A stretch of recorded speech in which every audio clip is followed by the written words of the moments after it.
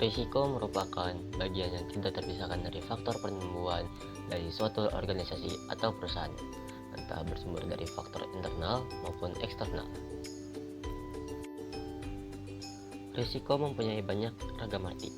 Ada yang berpendapat diantaranya, yang pertama, kesempatan timbulnya kerugian, yang kedua, probabilitas timbulnya kerugian, yang ketiga, ketidakpastian, yang keempat, penyimpangan aktual dari rancang, yang kelima, adanya deviasi dari yang diharapkan.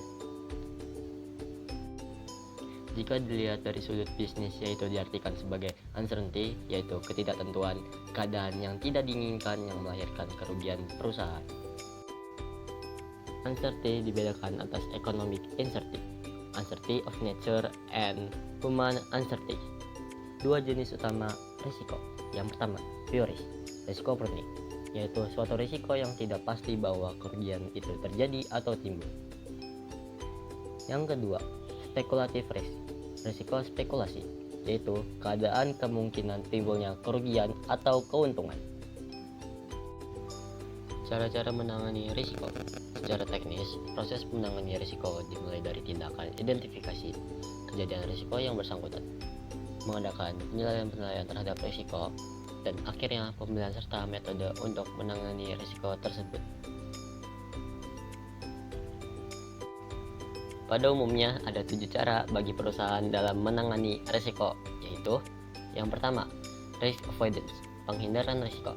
Yang kedua, risk reduction, penurunan risiko. Yang ketiga, risk retention, menahan risiko. Yang keempat, risk sharing, membagi risiko. Yang kelima, risk transfer, mengalihkan risiko. Yang keenam, risk hedging, membendung risiko. Dan yang terakhir, ketujuh, risk insurance, menyelenggarakan risiko. Pengertian asuransi.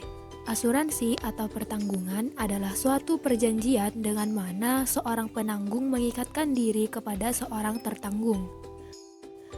Risiko yang dapat diasuransikan ada 5. Yang pertama, risiko yang dapat diukur dengan uang. Yang kedua, risiko homogen. Yang ketiga, risiko murni. Yang keempat, risiko partikulat. Dan yang kelima, risiko yang terjadi secara tiba-tiba. Ekspansi adalah aktivitas yang dilakukan sebuah perusahaan sebagai strategi untuk mengatasi masalah keterbatasan pasar domestik dan stagnansi industrinya. Jenis-jenis ekspansi. Yang pertama, merger. Yang kedua, akuisisi. Yang ketiga, hostile takeover. Yang keempat, leveraged buyout. Manfaat melakukan ekspansi bisnis.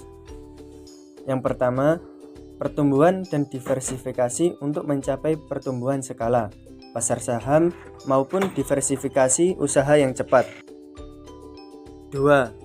Sinergi ketika perusahaan yang melakukan merger berada dalam kategori bisnis yang sama. Efektivitas sinergi akan jelas terlihat karena kerjasama dan komitmen yang bagus memungkinkan usaha melanjutkan bisnis dengan lebih percaya diri. 3. Meningkatkan skill manajemen dan teknologi. Peningkatan keterampilan manajemen dan teknologi perusahaan akan bersumber dari perusahaan merger. Dampak positifnya terlihat pada peningkatan motivasi kerja karyawan, sehingga produktivitas kerja meningkat.